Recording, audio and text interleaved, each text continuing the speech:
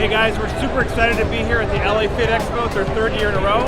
And what we're going to be doing today is we're going to be launching a tasty pastry. It's a low-carb Pop-Tart. It's got 3 to 4 grams of net carbs. And we love this show. This is our best place to be in LA.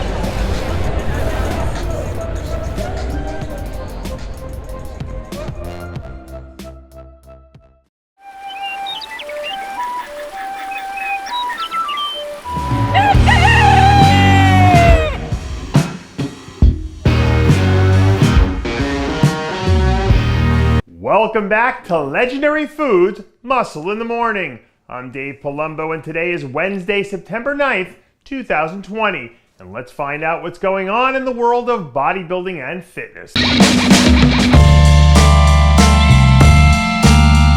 Ladies and gentlemen, it's Wednesday and you already know what the deal is. So let's get right down to business by recapping last weekend's New York Pro. In the men's open, Ian Valliere finally nailed it, earning the biggest win of his career and clinching a hard-earned Olympia qualification in the process. In the 212 division, there was a tight battle between Bo Lewis and Jason Lowe, but in the end, Lewis wound up getting the nod to score his first win of the year. When Logan Franklin called his shot a few weeks ago, a lot of people thought he was crazy, but he had the last laugh here as he earned his first win as a classic physique competitor. In women's bodybuilding, veteran Mila Ash crossed over from the women's physique division for the first time and walked right into a huge win. Heading into the show, we said Nicole Zenobia-Graham was the one to watch in figure, and she made us look smart again by cruising to the easy victory. In bikini, Attila Santiago got out to an early lead and never looked back, looking great in her first show since the restart. And last but not least was the amazing Rachel Daniels, who locked up her first career win in women's physique with a really special performance. There was also a ton of action on the amateur end last weekend, including another huge turnout for the North American Championships, where Gary Udit and his crew did an amazing job pulling that whole thing together at the last minute. The only place to start here is the men's open, where men's overall winner Nick Walker put on one of the most dominating performances in a pro qualifier that we've seen in the last decade. The classic physique group was highlighted by 2 athletes, Brady King and Duquan Hinton, who both looked like they could make an impact at the next level within the next year or two.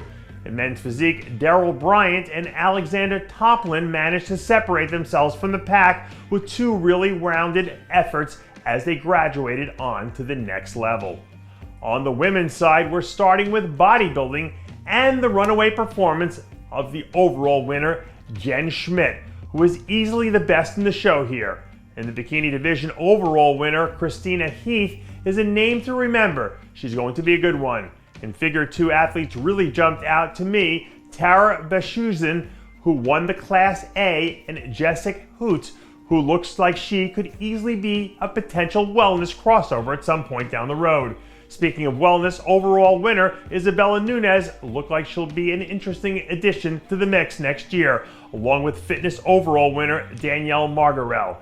And we're wrapping up our coverage here with women's physique, where Pamela Canfeld showed shades of a young Natalie Coelho on her way to the easy win. I know all the parents out there are rejoicing now that the eternal summer is finally over and kids are back in school.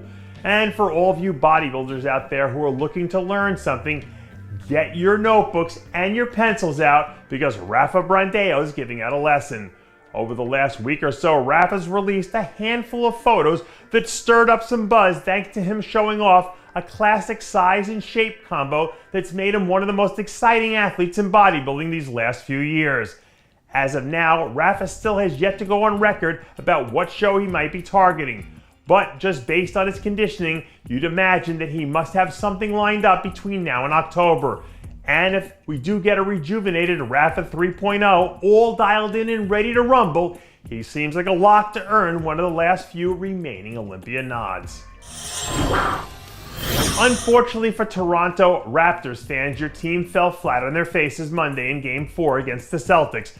But if Nick Nurse can manage to pull some strings, it might not be too late to bring in my man, Regan Grimes, for a little bit of muscle off the bench.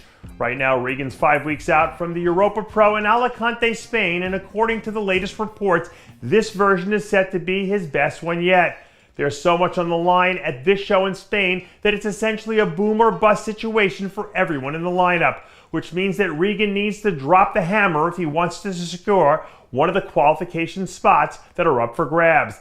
That said, a 100% Regan Grimes is a thought that gives a lot of people nightmares. So all he has to do is show up and bring it, because that alone should be enough to push him into contention. And that does it for yet another edition of Muscle in the Morning. I'm Dave Palumbo, reminding you to always be true to your passions. And make sure to follow us on Facebook, Twitter, and Instagram.